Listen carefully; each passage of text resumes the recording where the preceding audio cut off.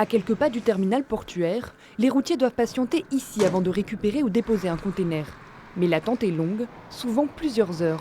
Je suis arrivé, il était 11 heures, j'avais un conteneur à déposer. Et puis là, j'ai pas de rendez-vous avant 14 heures, 15 heures pour sortir le conteneur au terminal. Donc voilà, j'attends pour partir après La Roche-sur-Yon.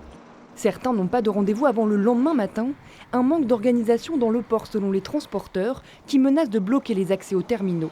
Une menace mise à exécution il y a 2 ans. Après un jour et demi de blocage, ils avaient obtenu un système de rendez-vous.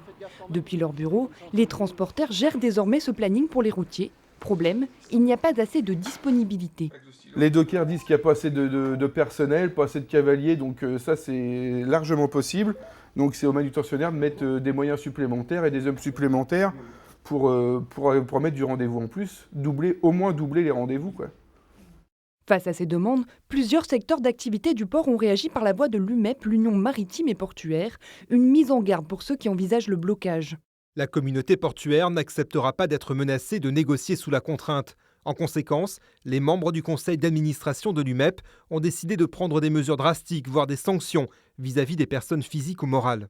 Nous prenons note de la réponse que nous estimons inadaptée aux demandes qui sont faites, méprisante aussi, quelque part, mais je ne vais pas polémiquer sur la polémique. Ce que nous souhaitons, c'est que nous puissions avoir autour de la table un débat serein et une séance de travail qui permettent que l'on améliore le système.